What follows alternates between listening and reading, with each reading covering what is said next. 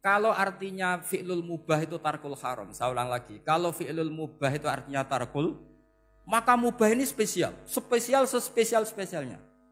Sehingga Allah kadang ngendikan sederhana sekali. Wa min ayatihi manamukum billaili wan nahar. Termasuk ayatnya Allah adalah kamu ditakdir tidur. Malam hari maupun siang hari. Kalau kamu enggak malam hari, subuh hari, pagi hari, siang hari.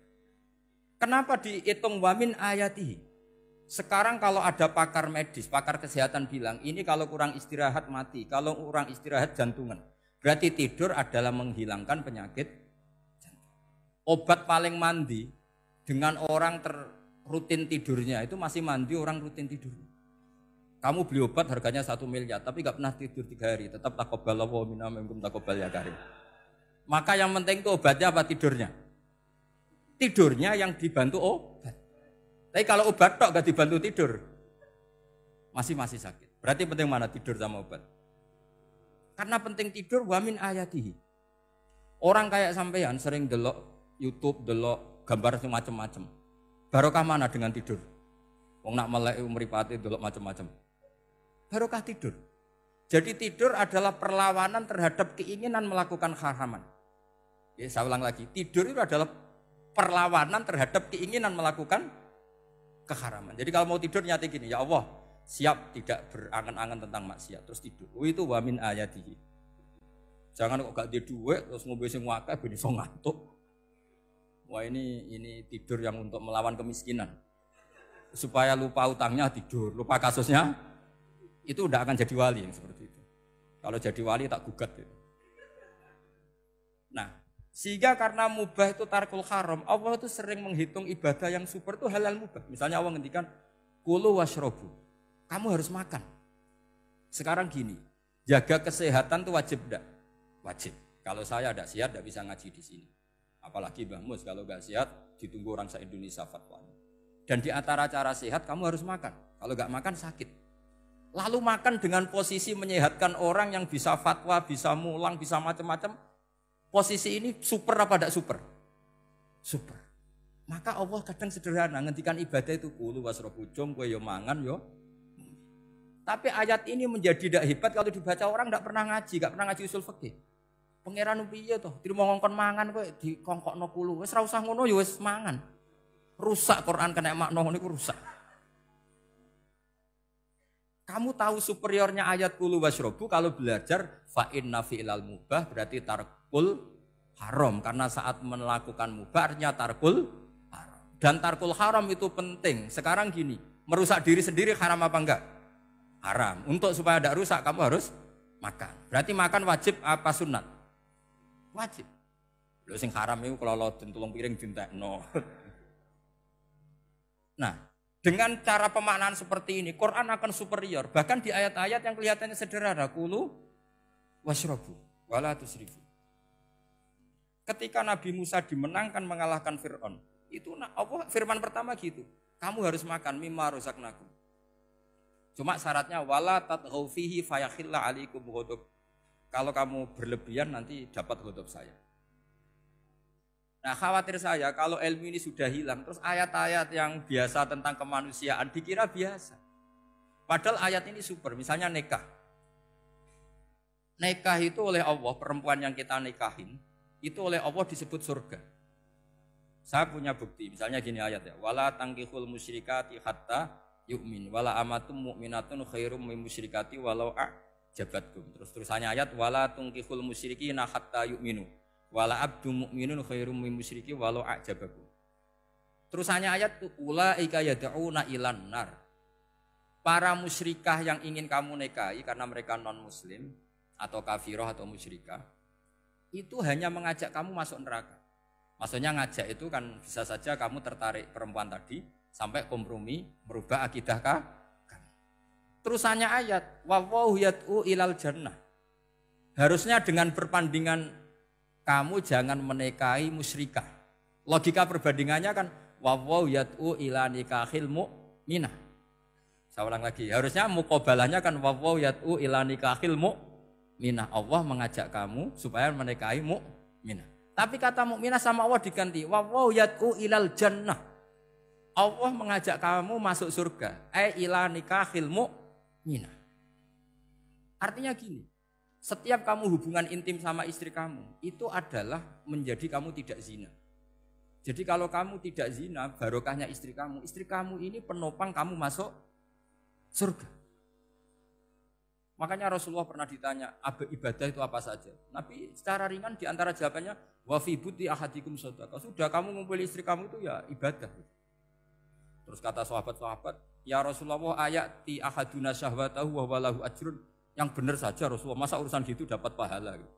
Nabi jawabannya ya enteng, alai salawaduha fi haramin aka'ana ali wisrun. Kalau dia salah yang dikeloni kan ya dosa. Berarti kalau ngeloni yang benar juga pahala. Berarti istri kamu itu jannah surga. Cuma jannah yang agak aneh karena rewel itu agak aneh. Jadi itu jannah yang agak aneh. Maka supaya jannah ini tidak aneh, kata Rasulullah itu cara bersuami istri itu, kata Rasulullah, halla jariyatan tula ibuka wa tula ibuka. Sebagian riwayat, halla jariyatan tudhohikuha wa tudhohikuka. Kamu cari perempuan yang gampang guyon, gampang rileks. Mula abah itu rileks, mudhohaka ya rileks. Saya berkali-kali cerita, saya ini termasuk orang yang nggak pernah diskusi penting sama istri saya. Karena takut tegang, biasanya kalau tegang itu yang suaminya kalah. Jadi saya itu nggak pernah diskusi penting. Saya kemarin mau ke Pasuruan ya, mau ke Peloso itu ditanya, mau kemana? Ya enggak tahu. Terus pulangnya kapan? Ya enggak tahu. Wong kok rohan. Ya saya senang saja. Enggak roh itu artinya kan bodoh. Orang bodoh itu enggak mukallaf, artinya enggak dosa kata saya. Jadi saya ngambil hikmahnya saja. Ditakoki kok jawabannya ora jelas. Ora jelas itu misteri. Memang dunia itu penuh misteri. Pokoknya tak itu. Pokoknya yang kira-kira itu jadi tidak penting. Rasulullah tuh kalau debat sama istrinya ya milih gitu, milih mula abba mudhohaka. Saya punya sekian cerita betapa Rasulullah tuh rileks ngadepin cemburu-cemburunan. Sayyidah Khadijah tentu orang yang super bagi Rasulullah. Sampai ketika adiknya Sayyidah Khadijah, kalau nggak salah namanya itu Halah itu. Kalau datang itu Rasulullah tuh menjamu karena mengingatkan suara Khadijah. Kalau muji Khadijah itu sudah langit Rasulullah. Sehingga Aisyah itu cemburu. Bagaimana Anda selalu muji Khadijah? Waqad abdalakallahu khairan minha. Allah mengganti yang lebih cantik ketimbang Khadijah dan lebih muda. Maksudnya Aisyah. Kenapa masih muji yang sudah meninggal? Tua lagi kan. Gantian Sayyidah Fatimah yang tersinggung karena ibunya ditua-tuakan. Itu ketika Fatimah cemburu, mangkelnya sama Sayyidah Aisyah. Mangkel manusiawi loh. Enggak usah kamu jadi Syiah terus benci Aisyah itu. Karena kalau kamu jadi benci Aisyah berarti kamu nganggap Aisyah itu salah. Dan itu efeknya di Rasulullah, berarti Rasulullah milih istri yang salah. Makanya kita ini madzhabnya ahli sunnah. Abu Bakar tidak mal'un. Kenapa tidak mal'un? Kalau kamu bilang Abu Bakar mal'un berarti Rasulullah salah pilih teman. Umar tidak mal'un karena Rasulullah pasti milih teman yang benar. Begitu juga milih istri yang benar. Dalilnya tidak usah jauh-jauh. At-thayyibatu lit-thayyibi. At-yabut thayyib tentu Rasulullah. Berarti istrinya pasti thayyibah. Jadi madzhab Ahlussunnah adalah madzhab sing jelas-jelas min baini farsi wa damil labanan khalisan sa'iwal lisan. Jadi kalau kamu cari logika gampang saja. Nabi itu thayyib, bahkan at-yabut thayyib. Padahal kata Allah at-thayyibatu lit-thayyibi. Ya jelas ya. Jadi ini tidak usah dimasukkan hati tentang konfliknya Aisyah dan Fatimah, itu biasa saja. Yang satu bela ibunya, yang satu bela dirinya. Sebenarnya Aisyah itu enggak niat ngeritik Khadijah. Ingin diperhatikan Rasulullah saja. Terus ketika Sayyidah Fatimah matur ya Rasulullah saya supaya ngalahkan Aisyah itu gimana? Karena ibu saya sudah meninggal ya memang cantik dia, muda dia. Dan tahu betul orang kalau Nabi itu sangat mencintai Aisyah. Kata Rasulullah bilang gini saja, tetap hebat ibu saya. Karena ibu saya dapat Rasulullah rondo untuk Joko. Kowe ayu kaya apa iku untuk dudo. Jadi rileks saja Rasulullah. Akhirnya ya semenjak itu enggak ngeritik lagi. Bahaya ini kalau ngeritik. Khadijah itu kan sudah umur 40 tahun. Janda dapat Joko. Aisyah perawan untuk dudo. Keren mana? Keren Khadijah. Jadi tidak semua masalah itu Nabi itu menyelesaikan cara ekstrim. Nabi itu biasa mula apa? Santai rileks. Nah, kalau para mbak-mbak ini ingin jadi surga yang enggak aneh, syaratnya jangan rewel karena di surga itu enggak boleh ada orang rewel. Tapi kalau nggak rewel sementara suami kamu udah bener, ini namanya goblok. Maka kata Mbah Mun kalau ngijazahi santri-santrinya, "Cung bojomu kudu rewel, enggak ngono fakir," kata Mbah Mun. Tapi santri yang di belakang gremeng. "Iya, Mbah, nak fakir, nak jantungan mati." Makanya sering itu.